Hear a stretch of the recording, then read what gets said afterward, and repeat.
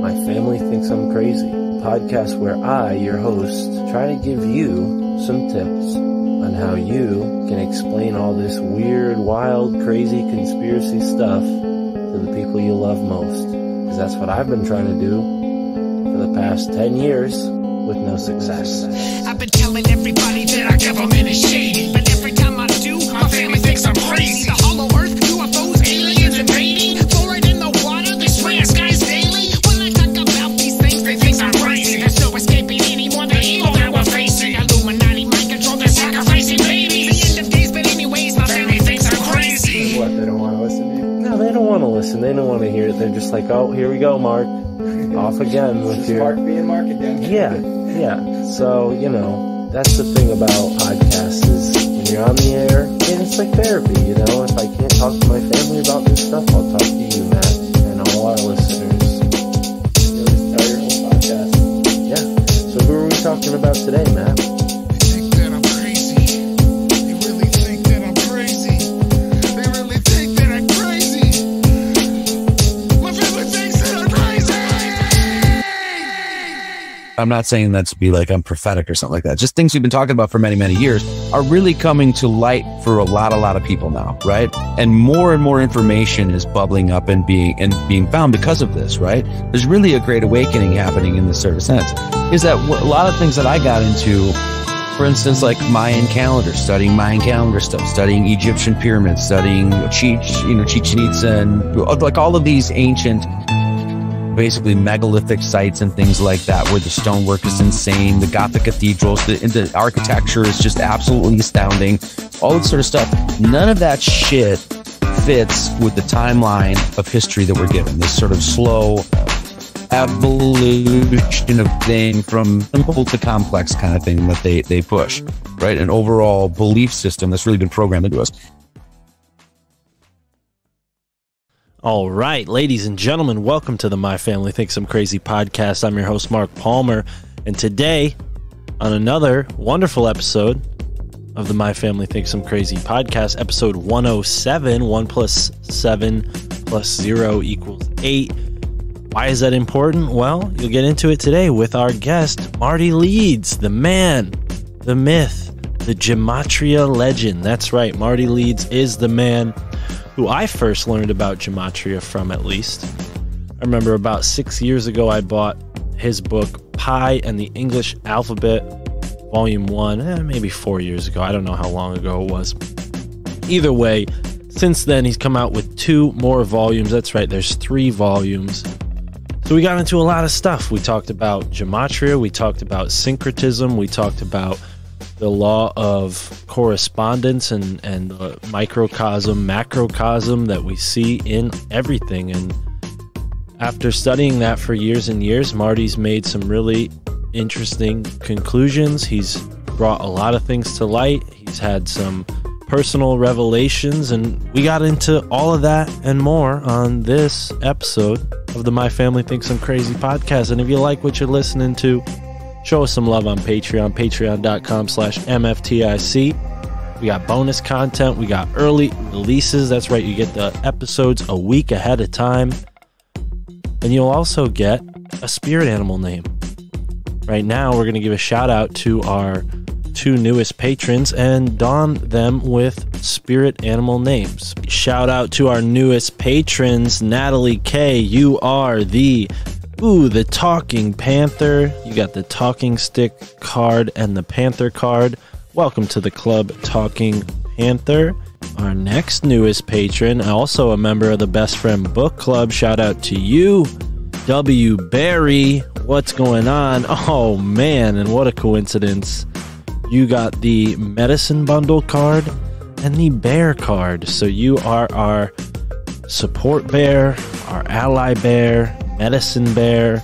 Take your pick, my man. I think medicine bear sounds coolest. So welcome to the club for our newest patrons. If you don't have your spirit animal name yet and you are a patron, go on the Patreon. I put a list up there so you can find it. If you didn't hear it in the 100th episode or you haven't heard it in a shout out, give me a call, give me a buzz, reach out to me, let me know. call out, put the bat signal out, and I will give you a spirit animal name. And if you don't have one yet because you're not a patron, well, hey, sign up, join the family. We'd love to have you here. A lot of bonus content. And we're also on Rockfin. Show us some love on Rockfin. I do plan on putting more and more content on Rockfin and eventually live streaming. It will happen, folks. But all that being said, on to our awesome guest, Mr. Marty Leeds. You can find him at martyleeds33.com. Like he said towards the end, he's got a new book coming out soon. He's got 3 volumes of Pi and the English alphabet. So please show him some love. Check that out. He's also got tons and tons of podcasts that he's done, all on his website. So show Marty some love. And with that, folks, enjoy this episode of the My Family Thinks I'm Crazy podcast.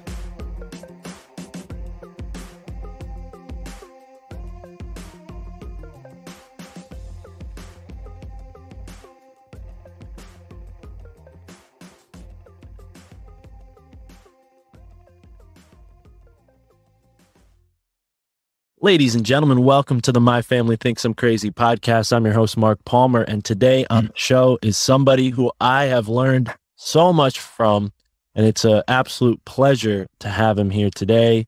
I remember hearing him first on Greg's show, the Higher Side Chats, and I immediately went online and bought his book because spoken word just cannot do justice to some of the visuals that this man has put in his incredibly impactful book. It was such a big book for me in my life, and decoding all of this that makes my family think I'm crazy. So without further ado, Marty, thank you for joining me on the show. How are you today? Oh, thank you. Thanks for having me. I appreciate it. Yeah, problem, man. I had always thought there was something to that, getting into alchemy, getting into the Kabbalah. You see that there's this code of symbols, and at first they're just kind of random and you wonder what they are. But when you put it to me through that podcast, that each letter of the alphabet has a number associated with it, 13 being the midpoint between the 26 letters of the alphabet, and it kind of going backwards from there, it really just sent my mind in so many different directions. For better or for worse, I mean, that's for the audience to judge. But I definitely think that this sort of pattern seeking is interesting, and it shows something about mathematics that I think really exposes the indoctrination, in the sense that, like, and I'm sure you get this all the time, people say, oh, I hated math in school. I myself was the same way. But that, I think, is done purposefully to get people to not see the creator in nature and in the natural world around us, and even in the man-made world, and how they use those codes and symbols to give a picture of something that maybe the masses are ignorant of. Yeah, there's like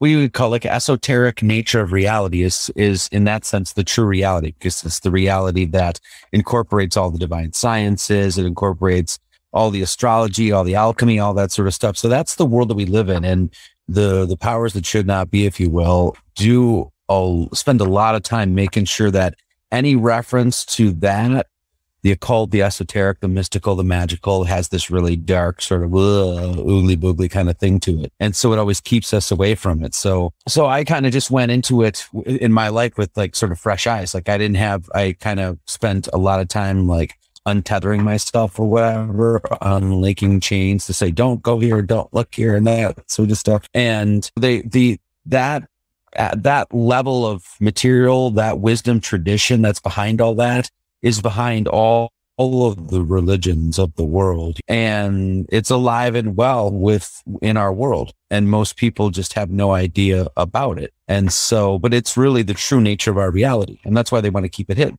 from the everyday person. And so they do that with all sorts of things. Number one, keeping people away from mathematics, because that, like I said, that's basically the medium in which God uses to create the world. And you can see that in everything from the digits of our fingers to snowflakes falling in the sky and forming out in crystalline water, crystalline into forms like hexagons and things like that. So yeah, I don't know where you want to go Before we get too far into the details, when did this start for you, Marty? When did that code first come to you, and how did you begin to crack the codes? Well, it's a lifelong pursuit, right, in many respects. But I didn't start studying deeply the occult till probably I was like maybe 28 years old or something like that. And they say like around the Saturn return. I'd been studying things parallel to the occult, like architecture, old occult, I should say like the Gothic cathedrals and, pyramids and things like that. Like, 'cause it was really fascinating and all that sort of stuff. But I didn't really get into studying things like Freemasonry, Rosicrucianism, symbolism, stuff like that till starting around 28. And then when that hit, I pretty much went full bore. That's all I was studying. But before that, I was studying things like, all the modern sciences, quantum physics, and all the knowledge of astrophysics and history, and a lot of stuff that we know now is complete horseshit. But I spent a lot of time doing that. And so then, like I said, around Saturn return, that's really when the paddle hit the metal. And I basically just dove into that material because it seemed like there was a lot of answers there. It seemed like whatever that was being covered in those avenues were not being talked about a lot about in any sort of contemporary academic college or blah, blah, blah, blah, blah. So that was a mystery in and of itself, but also that they seem to be focused on the religions of the world and also all of this symbology that we see everywhere that gets implanted into our heads, like all-seeing eye of God, double-headed bird, blah, blah, blah, blah, blah, right? So from there, in like crazy intense study, because I'd already been pretty voracious reader for a long time at that point, and then got into that material, and it was just like, doors started opening. And so when I got to the math part, that's just when everything started connecting. Right.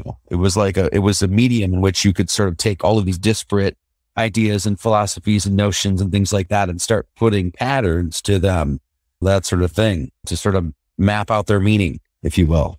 Right. So the cipher itself, I don't even know when it was. I think 32 or 33. I think is when basically one night it just showed up. This is actually a really important point. I've been writing about this right now in the new book, is like those things in essence, those epiphanies or revelations or little moments of clarity, whatever, it's like sudden boom, so a flash of inspiration comes. A lot of people have this as a musician. This happens a lot to musicians. Like the best, and I've talked to other musicians about this. I've heard interviews with musicians talking about this. So songwriters, where the best song will just sort of show up in your lap. You'll just be playing one night, next thing, boom. Oh, it's like, and that motherfucker's written before you even thought about it. Right. And those are all, it seems like in that process, something's gifted, something's given. Like you're not really writing it in sense. It's kind of just like, here's a sort of melody, a harmony that's out there, and it's just kind of bloom. But I mean, it just sort of plops in your lap. That experience has been, like I said, I've talked to musicians about that. I've experienced it many, many, many times. The best songs that I've ever written, I really don't feel like I was sitting there patterning it out. Is my internet going bad? Anyway, those are all, they seem like gifts, right? Flashes of inspiration. So the same sort of thing happens in this realm, right? Where when the night that the singer just sort of, it probably unfolded within like a minute and a half, 2 minutes maybe. And so that notion of receiving gifts, right, epiphanies from another place is exactly what Kabbalah means. So it means to receiving, or like a gift. So those flashes of revelation, and that's exactly what Gnosticism actually is. Gnosis is essentially a mystical insight into, the mysteries, divine wisdom, like the sort of mystical insight into it. And so those things in my own life have been very, very real, save for all of the study of comparative mythology and mysticism and alchemy and blah, blah, blah, blah, blah. Save for all of that, just going into the musical angle, it's like, no, I have a song that I wrote called, if I even wrote it, whatever it's called, God's Got Your Back, right? Or God's Got My Back, that's what it's called. And that song just popped. It just was like right there. Like, in fact, I sang that song live on YouTube, and I hadn't even sang through the third verse yet when I wrote it. I was like, I'm just going to go live and play this. And I hadn't even sang through the third verse yet because I'd already heard it in my head how it's supposed to go. Like it was just like, bloop, here it is kind of thing. And so lots of songwriters have experienced stuff like that. So I don't try to like make divisions between those experiences, and just instead I try to step back and actually see the experience for what it is. I mean, it's like, whoa, it's like you become like a conduit or a transmitter, or like I call it a stenographer for the Lord, when you put yourself in that position to be prepared to receive those things. You know what I'm saying? And I think the best discoveries, I think there's a whole book on this too. It's called, I'm not going to remember the name of it. I'll give you a second. Anyway, it's a whole book about basically the best discoveries in the world were all done by epiphanies. It's like flashes of inspiration.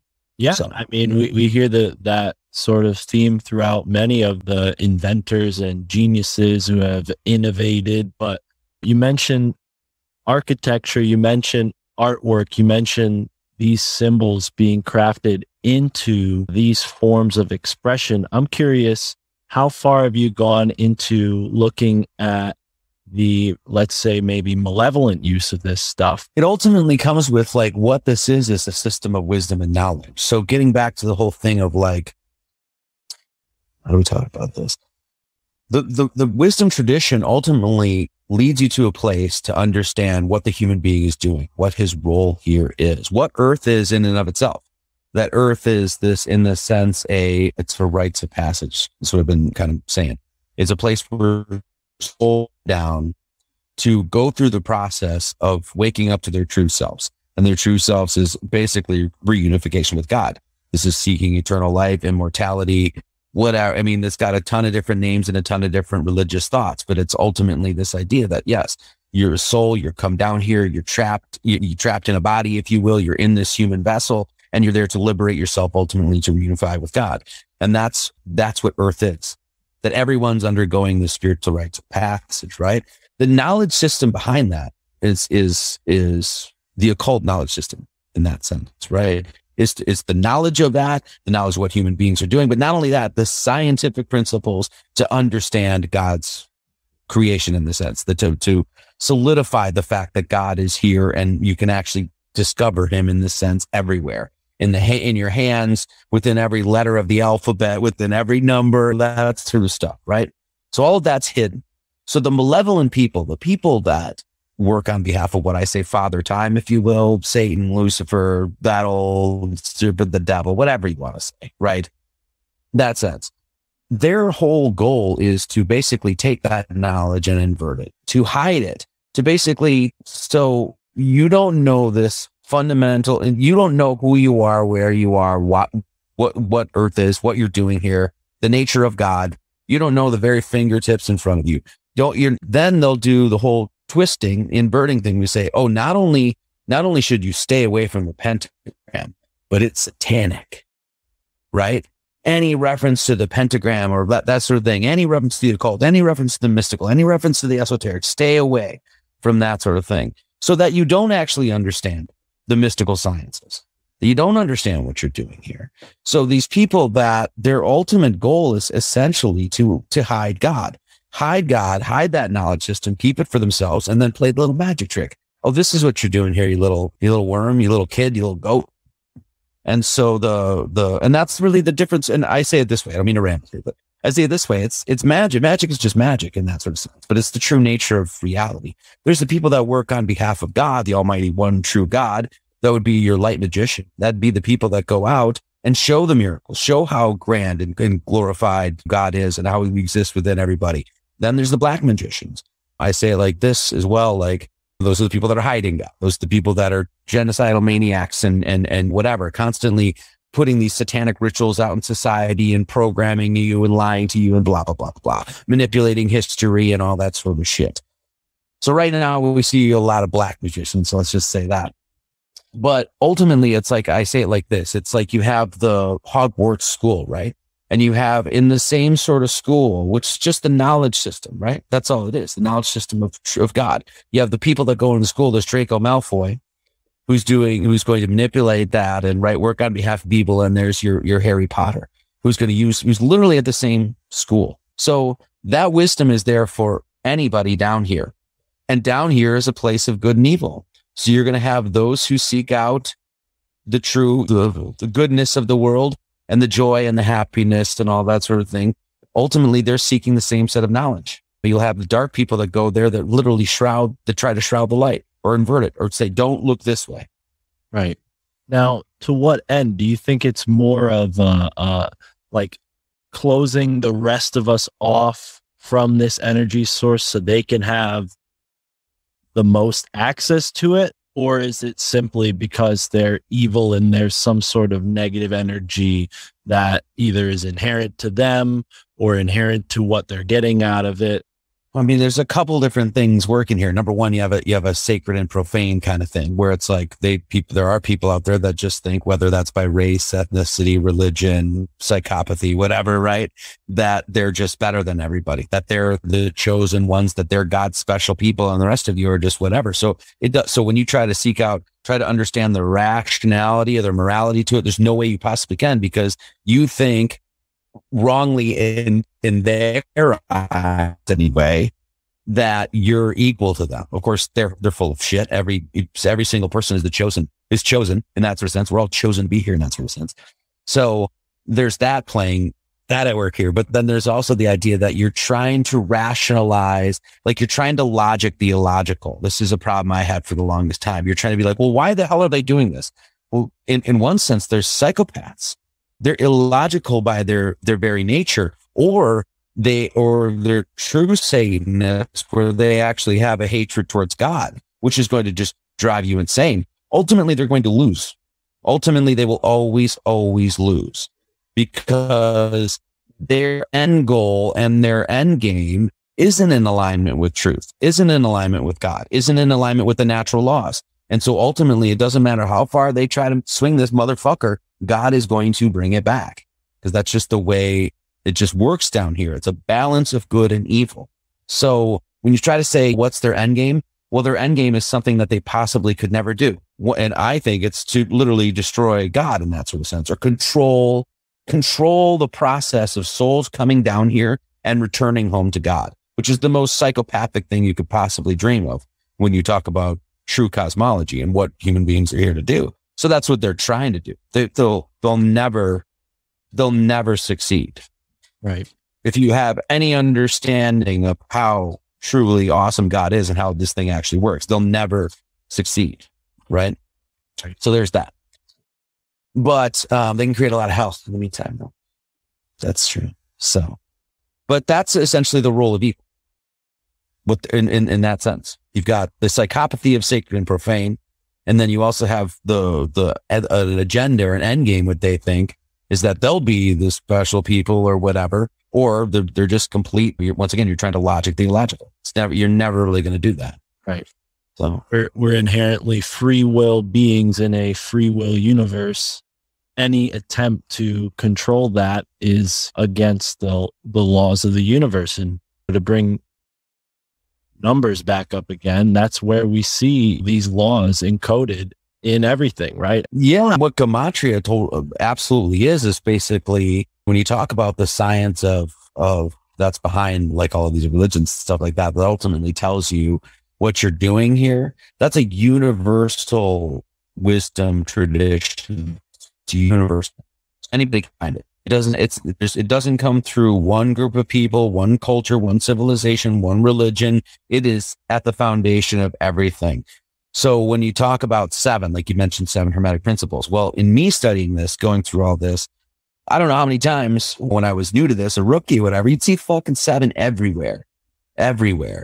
Like you just mentioned 7 hermetic principles. Why is the Bible 6 and resting on 7, right? You would see just constantly this notion of 7 repeated in some sort of, especially at the core of myth or the core of some sort of religious principle, that sort of thing, right? So that just got me thinking. It's like, okay, well, that is the one thing, math, that is universal. English is not universal. Everybody could learn English, but it's not universal. You've got Japanese over here, and you got French over here, and you got German here. So the letters and things like that. But what is math? So that sent me on this road of like looking at everything in a sense through a mathematical lens. And then what you would find is that, yeah, studying this stuff, those universals such as 7, not only are they found within all of these religions and myths and blah, blah, blah, blah, blah, that there's a reason for it because of it. There's a reason that it's found there, but it's also a reason why it's holy and sacred. And then you get into all the things about the foundations of Kabbalah, the septenary cipher, your hands and your feet and the bone structure there. I mean, there's just a whole basically catalog of things you can talk about with the number 7. So, right. And you mentioned several times hands and feet, and that's why I bring the Hermetic laws up, because microcosm to macrocosm, you see in our hands the larger, how it extrapolates into the macrocosm. I think that's something. Not just the law of correspondence is a huge one. That's basically you're looking at yourself and then you look above and you see that the same emanative forces or principles, the same divine principles have created the patterns up there and the patterns down here. And this is where 7 totally comes in. Adding 1 through 7 is 28. 1, 2, 3, 4, 5, 6, 7 is 28. And that is the number of phalanges of your 2 hands. It's also the phalanges of your feet. So it's like, you have to realize that information is just out there. It's just something that anybody can grab, right? And it's something that if you understand it for what it is, actually ties as above and so below, that which you see in the heavens to your hands. Moon, for instance, has basically a 28-day cycle, things like that. That's something that's universal. It's there for anybody can grab. My question ultimately became, well, where does that come from? In my search for God, I was ultimately confronted with something like that. And it's like, well, where does that come from? Then you get into the heady like philosophy behind this too, right? Is that 7, like for instance, I say like this, like the number 3 is just, you look at the number 3. The number 3 is a prime number, so it has its divisors of 1 and 3. 3 squared will equal 9. 3 cubed is going to equal 27. The geometry of 3 in 2 dimensions is going to be a pyramid or triangle, if you will. Triangle. It's always going to have the degrees of 180, right? Adding the divisors of 3 is always going to equal 4. Adding 1 through 3 is always going to equal 6. So those things that I just described about one singular number are absolutely 100% true. They're infallible. They'll never change. They're principles and properties of this number, right? A metaphysical object, if you will, of creation. That's just one number. Okay, now go to 4. Now go to 7. Now go to 9. Now go to 121. Now go to 164. Now go to 1,280,000, blah, blah, blah, blah, blah. Now every single one of those numbers has particular qualities, attributes, associations, geometric associations and corollaries, and those numbers go into infinity. So my question became, where the fuck does all that come from? Clearly, what numbers in this sense become is absolute infallible proof of an intelligence behind creation. And so this circles back. We're going to Chen Psaki this thing right now. We're going to circle back to this idea is like, the education, quote unquote, education system keeps us away from understanding math. Why? Well, just because of what I just said. Right. Because it's an infallible system of wisdom proves a creative, intelligent force behind our creation. Right. And they purposefully obfuscate it with complication, all these complicated formulas you have to learn. And I think those are valuable in their respective fields where they're utilized. But the average person, I think, would be much better served with this understanding of the qualitative and the quantitative values of numbers. Because when you just get that quantitative version of it, you hear the same thing, like, I'm never going to use this in life. I probably said the same thing in high school. Like, I don't need math. We're never going to use it. But you end up learning this cipher, as you put it, and you see how it connects to every single thing. And not only does it connect to all of the all, it also reveals who else is knowing this code. And you see that with the groups that you mentioned in the former part of our conversation, the Rosicrucian, the Illuminati, whoever else you wanted, the Freemasons. And I wonder if these groups, because we're kind of touching on the themes of like evil and morality, I wonder if these groups have chosen this role to participate in the gradual progression back to the creator, right? Like the creator projects itself out into the universe, and then that projection reflects back to the creator. And all of us are outside of time going through this process of projection and then reflection back to the creator. And I think our idea of hell is like that furthest point from the creator, where trial by fire, you're burned and then come back again. This is kind of maybe in that mystic way, something that I've thought about for many years. But I wonder, do you think that those groups, those secret societies, take on that role knowing that they're kind of participating as like agitators to kind of help humanity or beings, soul beings in general, progress further back to the creator?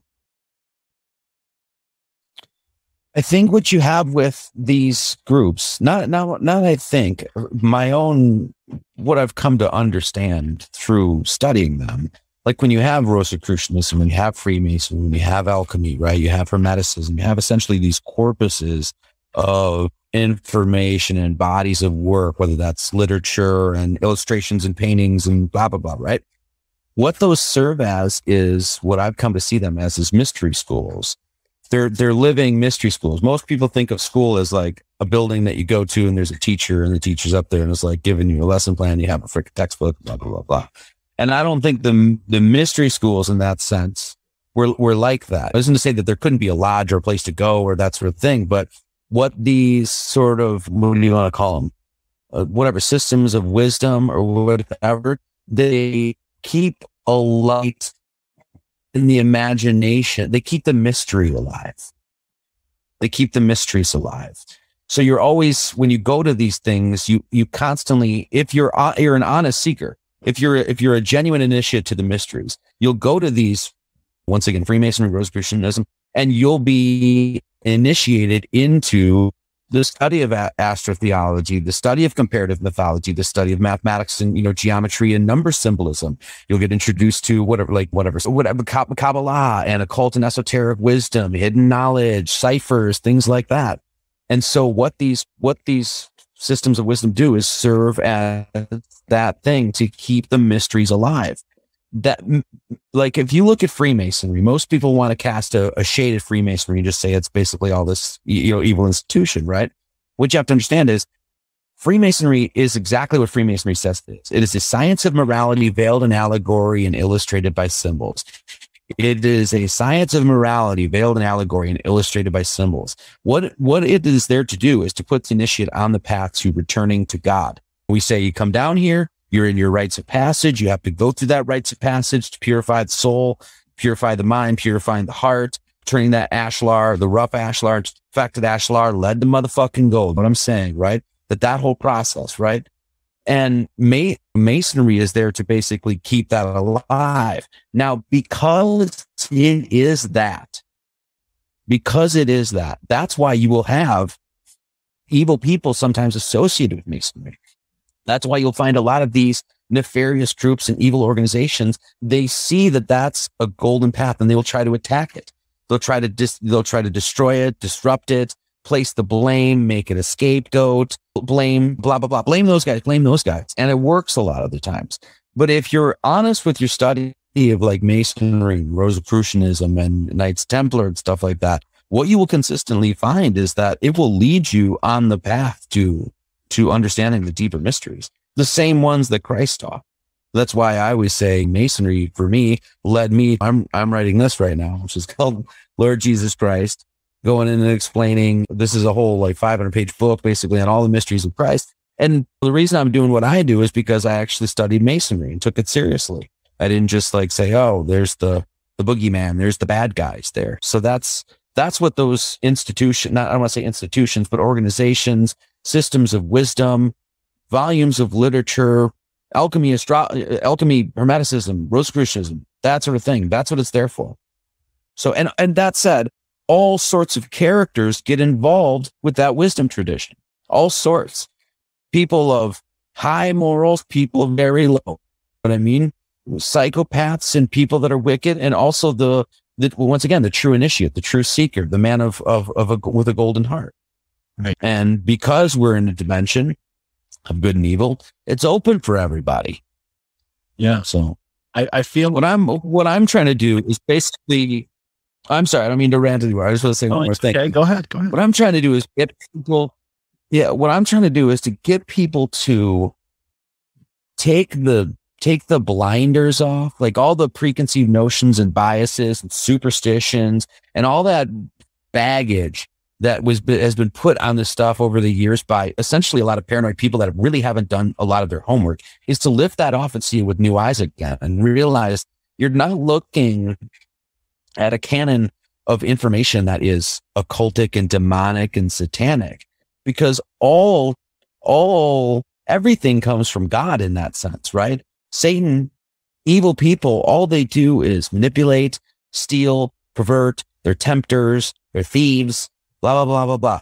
Everything comes from God. So when you get to the heart of the wisdom behind all of this, it's the wisdom of God. It's the wisdom of the Creator. Right. And so I'm trying to get people to take that baggage off and take those blinders off and just look at it with new eyes again. And you realize it's glorious. And that's why they want to hide it.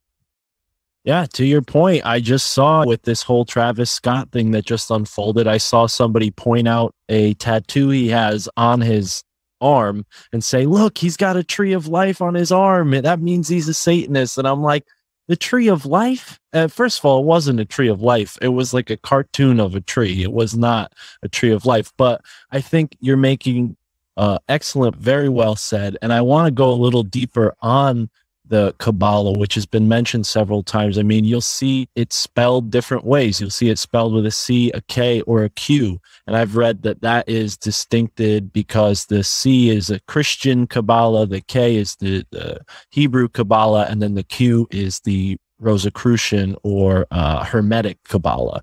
Is that in line with what you understood? Well, I mean,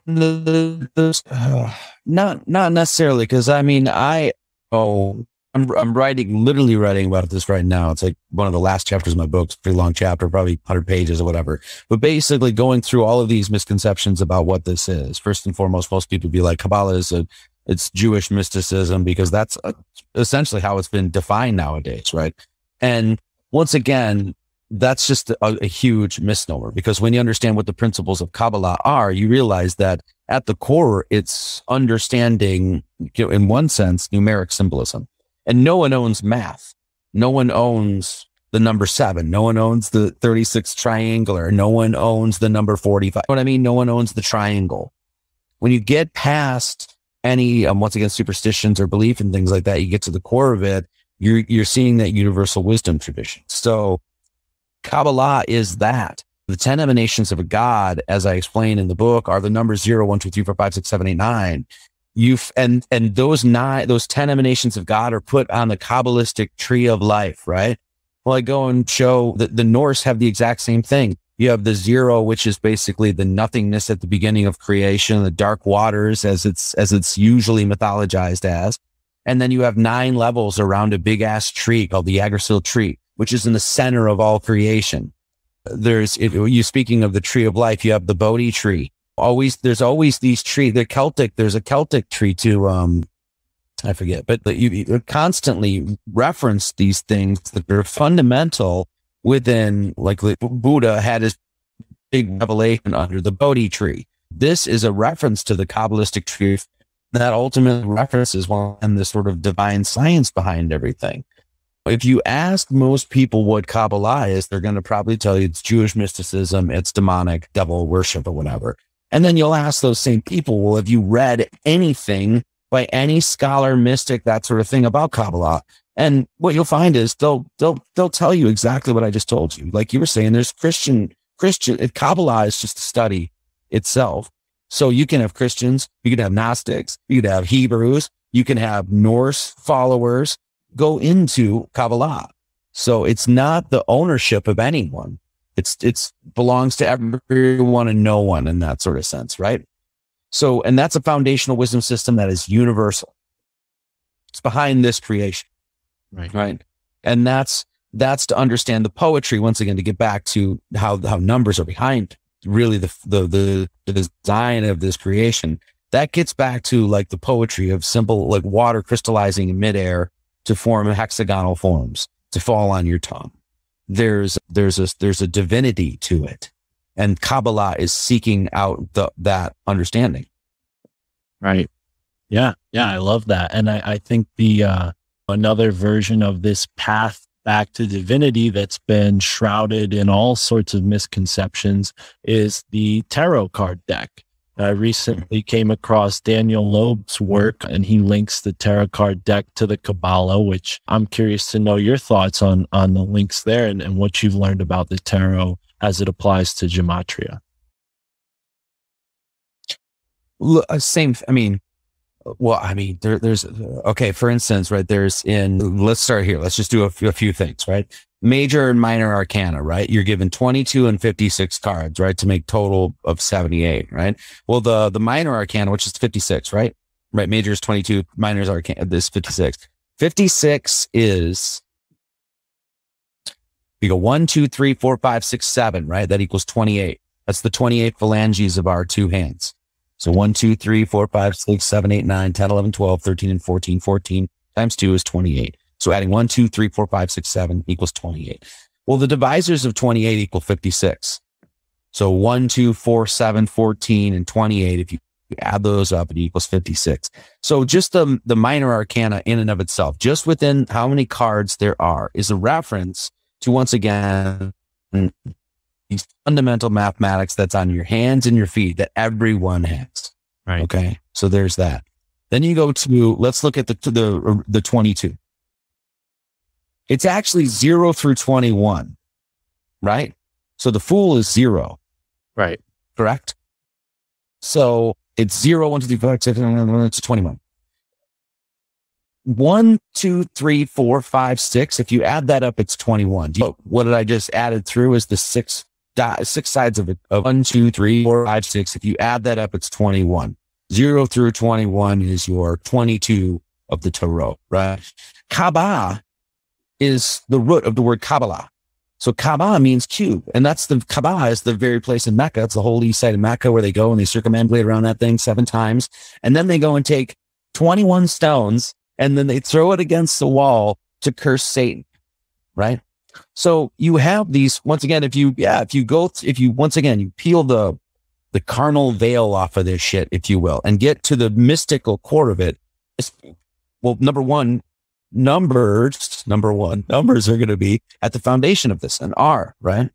So yeah, so the tarot deck. So the fundamental process. So we were talking about how Earth is a rites of passage, and basically Kabbalah is this wisdom tradition that tells you about this, that tells you that you're supposed to be on this path to, once again, take the soul of the human being, take it from that lead to the gold, right?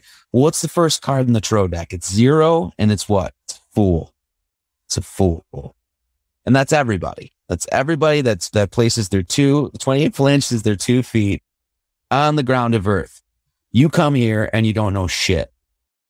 You're not given any answers to anything. You don't know anything. You don't know who you are, where you're going. You don't know what Earth is. You don't know if there is. You got a million questions. The Fool. And ultimately, you're supposed to make that journey to what? To the end. And that is what? The world. The world card. And that's to recognize that that the man ultimately is a reflection of the entirety, right? As above, so below, that you are made in his image, that ultimately you are the cosmic man, the anthropocosm, that sort of thing. So that whole process is encoded in the tarot deck. And it's no different than the Christian redemption. There's no difference. Right. So a lot, once again, trying to how many people, especially Christians, like fundamental and literalist Christians, would just freak out. It was like, oh, tarot, that's all demonic. And it's complete nonsense. Right. So, yeah. No, it kind of goes to show how there is this state of ignorance that is encouraged rather than a state of enlightenment. Our society tends to encourage people to know as little as possible so then they can spend the most time working towards someone else's gain or someone else's free will. And I think the reason why most people come to your work or many of the other brilliant people who speak on podcasts is because they want to change their life. They want to change the trajectory of their life. They want to find something that is in alignment with who they really are. And it's really awesome to see that you've done that for yourself. I wonder, as this journey took place when you're younger, you said 28, I'm 27. So I'm coming up on my Saturn return and feeling like synchronicities have become kind of like road signs, and a lot of listeners really vibe with that and reach out and say, yeah, I love synchronicities, and they share their synchronicities. Was that at all a part of that? And do you think numbers are essential to understanding synchronicities? Yes. I mean, synchronicities are huge. They are, because they are like, to me, they're like when you start to recognize them, they're like little signposts that you're on the path. Right. Because that means you're starting to wake up to weird things about the world, things that line up, that happen to you, almost like little magical, miraculous little moments, right? Where there's certain connections. I mean, everybody has them, as you're saying. How many people talk about these things? You start to notice them that at least for me, it was one of those things that it's like that, having something like a synchronicity happen. Let me give you an example, and then I'll say what I'm saying. The first podcast I ever did, I forget what it's called. First podcast I ever did. Nervous, right? Woke up the night before the podcast, going on to talk about pi, right? Obviously. First book I did called The Great Work. Woke up and I looked at the clock and it was 3:30. Or I woke up, I go to go get a glass of water, and I go in the kitchen and I see the clock and it says 3:13. And I was like, that would have been really interesting if I would have woke up at 3:14. Just as I thought that, the clock switches, right? And this the first podcast I ever did, things like that, right? When those things started happening to me, what it did is like, I was fed a very materialistic, mechanistic view of the world, right? And that's what modern science does. You're material, you're a fucking monkey, and you evolved and blah, blah, blah, blah, blah, and we're spinning and it's all going to peter out because of blah, blah, blah. Anyway, right? You're taught that. And what a synchronicity does is basically says like that mechanistic sort of nuts and bolts, gears and mechanisms approach to understanding reality is, for lack of a better word, retarded. That like the world is more magical. It's more poetry. There's a creative force here, and you can see it happening with things like synchronicities in your own life. When I started on this path and started getting math involved, right? Then I started seeing math a lot, right? Of course, right? And a lot of this is just because you're starting to wake up in your mind because I didn't study math before. So now I'm just seeing math a lot. Okay. But then you start seeing those synchronistic moments happen in math. And it's like this whole nother weird thing. Let me give you an example. There's a guy named Daniel Tamet, right? And Daniel Tamet is known for, a very famous guy for remembering and reciting and he's sort of autistic, right? And reciting and remembering 22,000 digits of pi. You can look it up, right? 22,000 digits of pi. And he did it by memorizing, or basically going through his mind and seeing colors and shapes. And the colors and shapes would represent a number. This is how he explains it anyway. And so in my journey, before I had even started writing a book or anything like that, I remember hearing about this guy. And I had read about him and things like that. And his name is Daniel Tamet. And I was like, fucking weird, right? And so later on, I see him again. And I look him up on Wikipedia. And Daniel Tamet was born on January 31st, 1979. And he's the pi guy. He's the pi guy. Well, I was born on January 31st, 1979. Swear to God. So there was things like that. There was like, whoa, what is that? What I'm saying, that have no connection in any sort of reasonable way whatsoever, but that showed up when I just happened to go look at that sort of thing. Yeah. Those things shows that there's some sort of magic going on, that this is a theater of God's imagination or something. Right. Yeah, man. I'm just at the edge of my seat over here because I had a very, very similar sync with a person who has been his category of person has been mentioned already. A lot of people are very, very superstitious about him, but I found some real dark energy mixed with some interesting good energy when I examined Aleister Crowley. And I also found out that he was born on the same day as me, obviously not the same year, but the same day.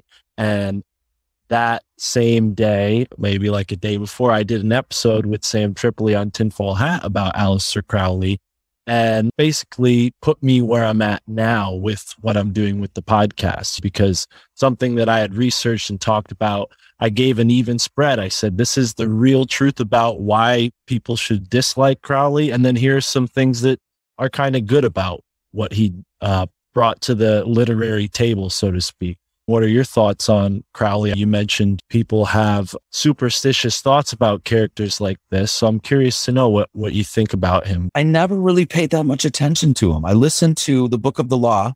I never read it on tape, and then I think I read a few passages from Magic 777 or something like that. But there was so much for me. I just didn't. He didn't really trip my trigger because there was so much hoopla and hype around the guy. He didn't because I'd say who he was, this absolutely wicked, evil man, stuff like that. And he was doing all the shit that he was doing. Okay, that's fine. You can still learn from evil people, right? Right.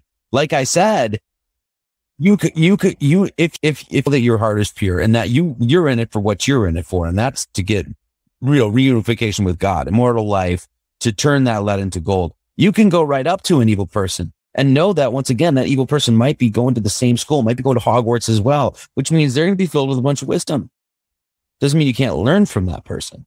Does that mean you should go follow their trajectory or their path? I don't know. What I'm saying, no, you have to stay the course, that sort of thing.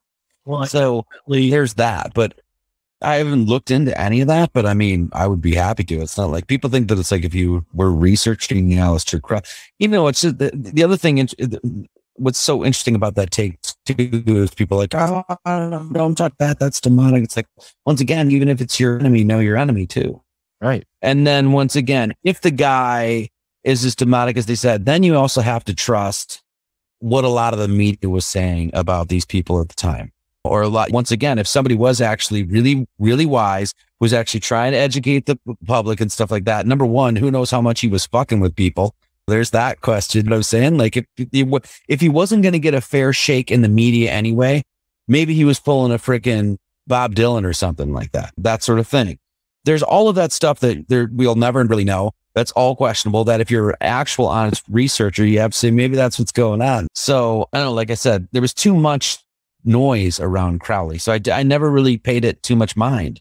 About like encoding stuff like that, people think that because somebody like Crowley, that will automatically taint somebody's efforts into like researching Gematria or putting numbers to letters, or well, like that guy's demonic. I've seen it. He was doing stuff with goats or taking drugs or some shit. And so therefore anything he's doing is demonic. Well, that's where I'm just like, look, you're totally misguided when you take that approach. You know what I'm saying?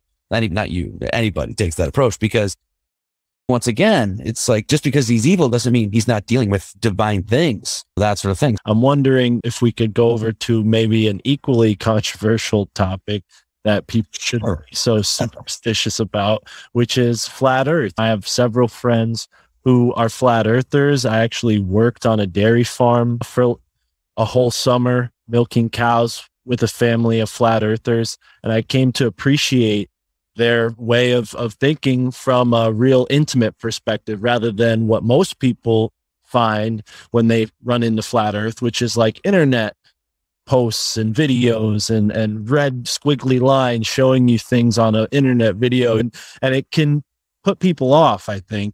But when I took it from this family and they kind of explained to me why they believed in flat earth, I definitely had a different view on it. And I'm wondering what you have to say about that and how you came to that conclusion. Well, I just got back from speaking at the Flatober Fest, so I'm definitely a lot of flat earther. Yeah, I mean, I think it was 2015, I guess, maybe something like that. Late 2015, came upon flat earth. and took about 3 days. And I was like, well, we're not on a ball. Basically, it was, and I didn't know what the construct was at that point. And in this sense, still don't entirely through all variables they were telling us. And I was already sort of there in many respects because I'd studied a lot of ancient cultures, or at least some of the basics of cosmology. There's no freaking question that if you just look at a lot of the classic cultures, so many of them said the earth is four-cornered, flat, has some sort of dome over it. They'll draw it that way. It doesn't matter if it's Babylonians, the Hebrews, the freaking Mayans. We could just go, and people have it. Indians, they all mention a sort of, geocentric, earth-centric, if you will, cosmology. So I knew that instant already just by studying all the shit. And then you actually came to flat earth. And then my first question of flat earth was, well, if this is an easy question, right? Well, just measure curvature. So, and then the first thing I said was send a balloon up. And basic trigonometry is going to tell you it's going to start curving. Now we've done this. I don't know. I mean, not only have we seen miles and miles and miles and miles further than we should, according to their spherical trigonometry that is attributed to heliocentrism in the globe. Not only can we see farther than that, but people have sent balloons up now. And you were up 21 miles, 20, whatever it is, 23 miles up, and there's nothing left or right, forward, back, nothing. So at this point, flat earth, anybody that's clinging onto the globe anyway, at this point, whether you want to believe the earth's flat or not, that's your thing. But clinging onto the globe at this point is a joke. It's absolute ridiculous. It's just absolute folly. So no, you're not spinning at 1,037.5 miles an hour. No, the sun is clearly not 93 million miles away. None of it is. I just go out every single night to pee and I look up and Orion's right there. The sun's supposed to be traveling, what, 500,000 miles an hour or some crazy nonsense. It's just, it's foolish. It's absolutely foolish right now to still cling to that, in my opinion. Absolutely. Yeah. I definitely stay as open-minded to it as possible because you hear very strong opinions on both sides, but to your credit and to many flat earthers' credit, you guys have great arguments. And I think for the most part, those arguments don't get heard out by the people on the other side. They tend to just dismiss it all as, oh, well, as soon as you say you're a flat earther, you're dumb. I had a conversation with a friend of mine. He was basically making that point that flat earth is a psyop. It's made to discredit people who are then going to look into a similar concept to what we kind of established with mathematics, how they confuse us and complicate things and turn us away from learning about the higher truths and how to connect with divinity. I don't agree with either way. I try to stay kind of as agnostic as possible for my own sake right now. Is there something I'm missing? Is there an implication of flat earth that really makes it important to you? Like, what's the significance you've found for this deception of the shape of the earth?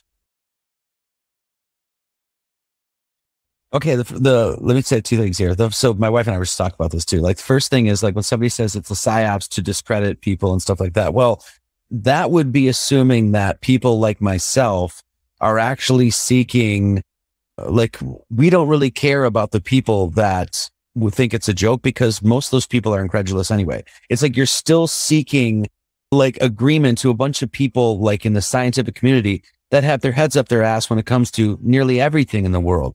A bunch of people that are going to go tell you to shove a vax in your arm and all this other shit. Right. It's like you're seeking approval from a bunch of people who are incredulous.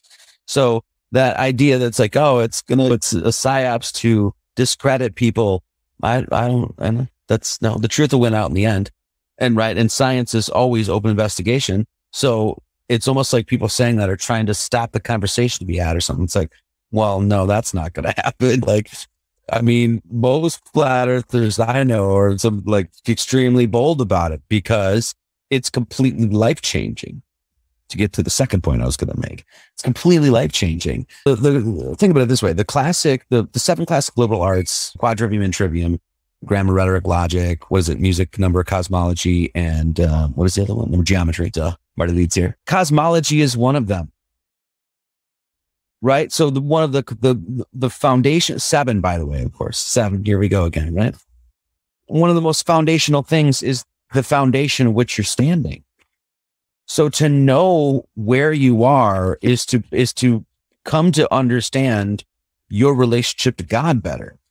If they keep you on a ball spinning out in the middle of nowhere that could be bombed at a comet, because that's the next thing that's coming, false flag incoming in the next couple of years, faking a comet crashing into a city. Mark my words. I've been saying that for a while. Not that I want to bring that upon, but anyway, just knowing where you are is all about knowing what you're doing here. When you realize that there isn't a million star systems out there and endless galaxies and black holes and infinite galaxies within multiverses and blah, blah, fucking blah, you realize that the whole drama is happening center stage, Earth's right here. You get a better perspective again, once of what evil's doing too, trying to control the realm in which, where souls come down to be reborn back to God. So Flat Earth is a huge part of that. In that sense, it is physically anyway, the biggest conspiracy. You can't argue with that. I mean, if you don't want to believe the Earth's flat, I guess, but geometrically, it can be absolutely proven that it's not a sphere. Right. 100% certain. And so there's that.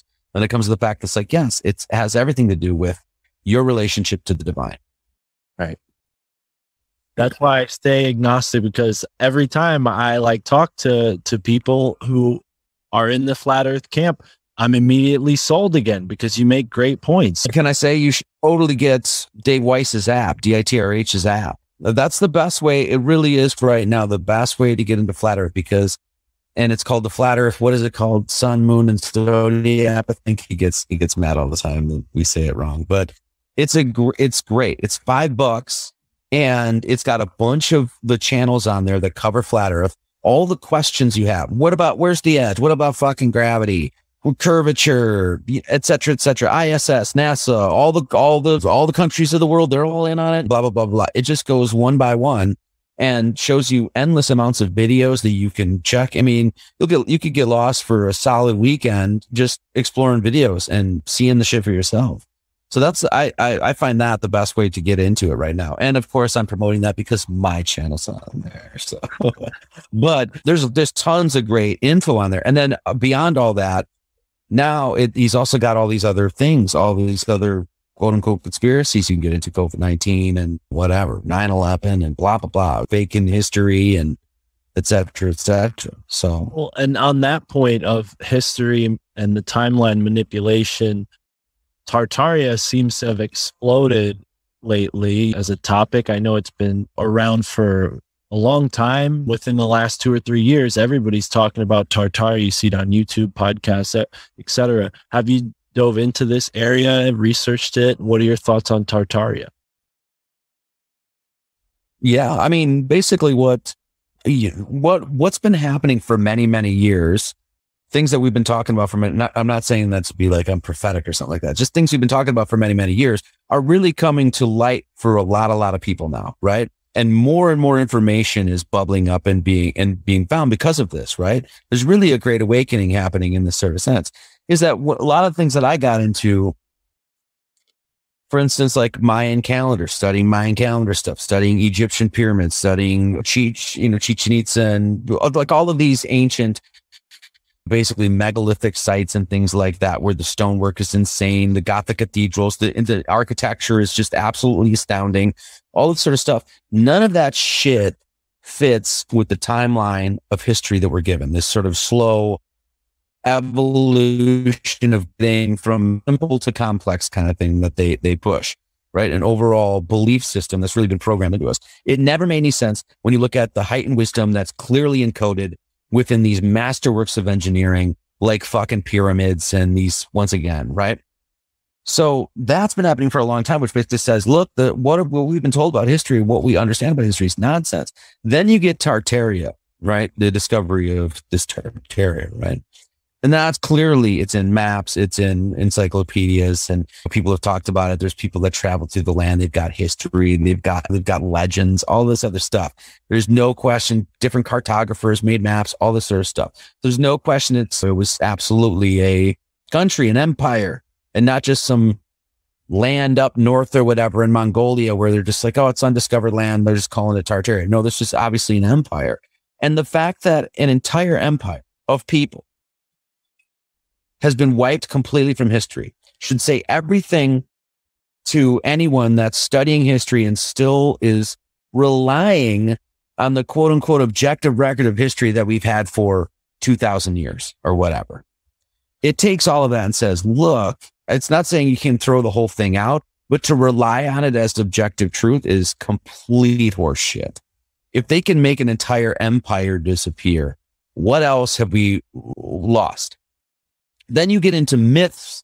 You get into the stuff we're talking about, the ancient wisdom, occulted wisdom, how that there's high wisdom encoded within myths and religious stories, clearly, right? All of that sort of stuff. You get to things like giants.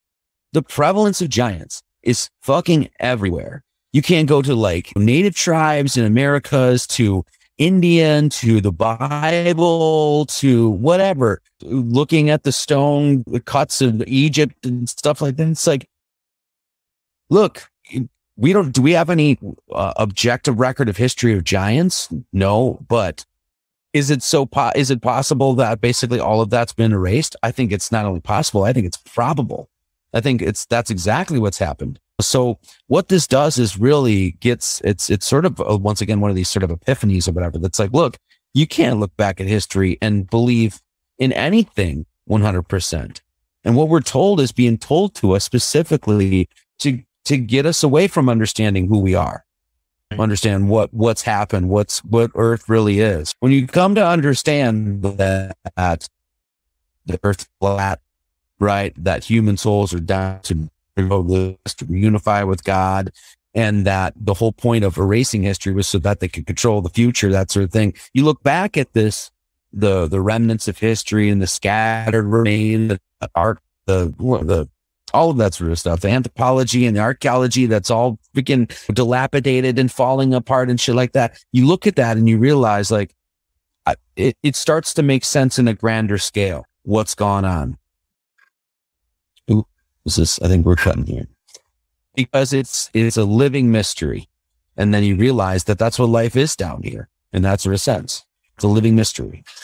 So I don't know. The Tartaria conversation is awesome. It really is, because it basically just, once again, it just brings up that notion that forget about what you think about what's happened in history. You look, I don't know if you know, one of the big ones is the 1893 World Fair in Chicago. I don't know if you've seen that. John Levy's got a. Yeah, I mean, into something last night about that certain architect who built Scroll and Key, one of the secret societies at Yale University, was also one of the architects that helped out with the Chicago World Fair in 1883. So I found like an interesting connection because I'm in Connecticut. So I'm very curious about Yale and Skull and Bones and those three secret societies. I've actually been inside of the Wolf's Head Lodge because I was a bakery delivery guy.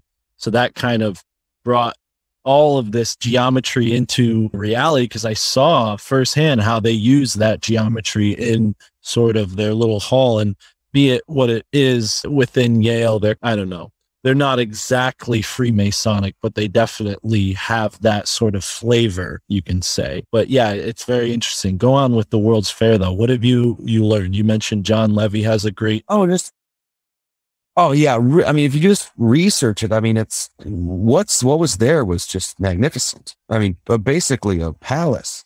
Right. And it clearly wasn't just erected for a few happy weekend in Chicago. They say it's built it out of temporary materials. It seems like, yeah, I mean, a really odd explanation for it.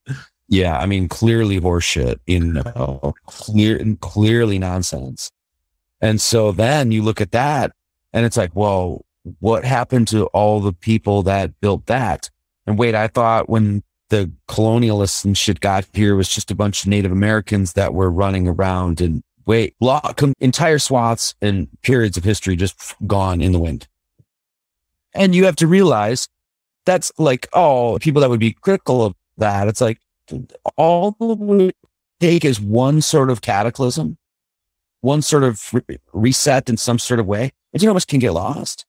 especially if you had to spend, especially a couple decades rebuilding or whatever your civilization.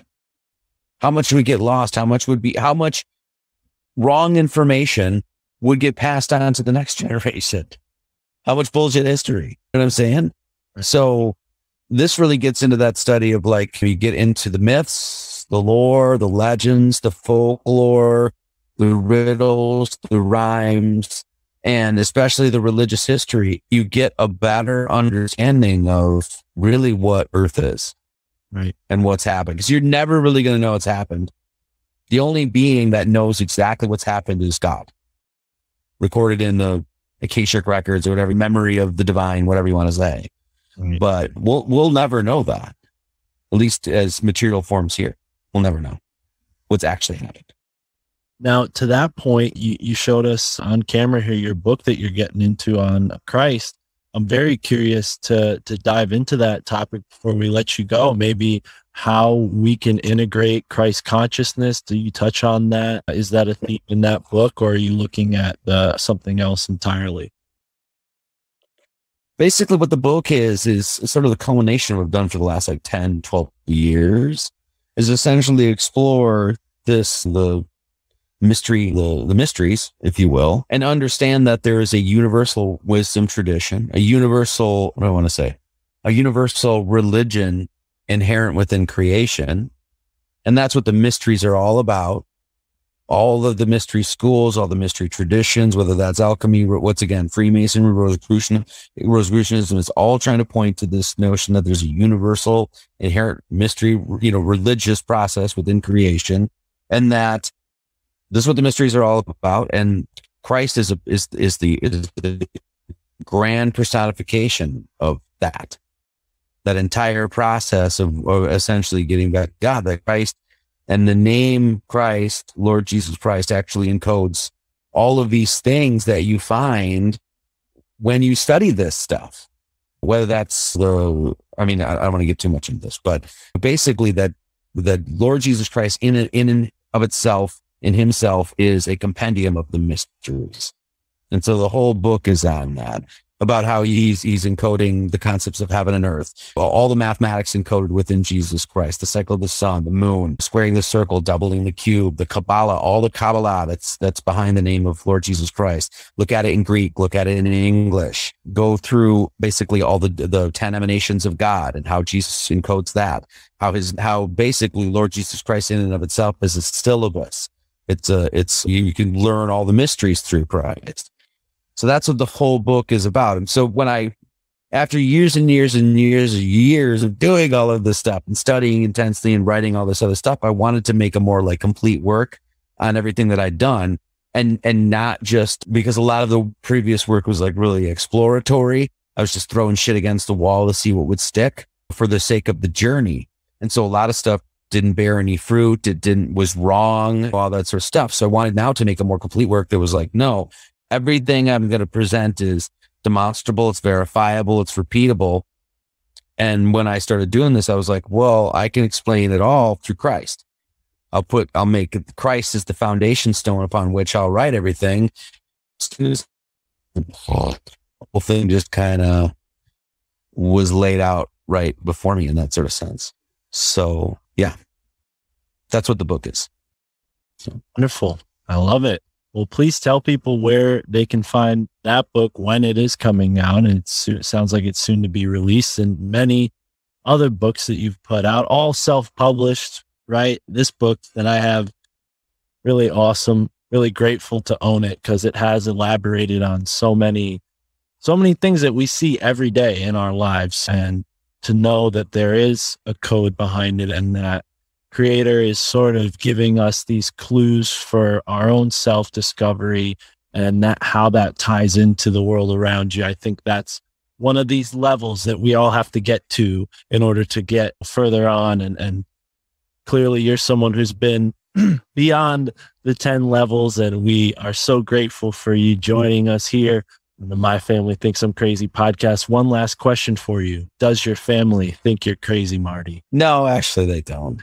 They don't. I mean, maybe a little bit, but they're very, very tolerant. Let's just say that. Right. So. Well, that's awesome to hear.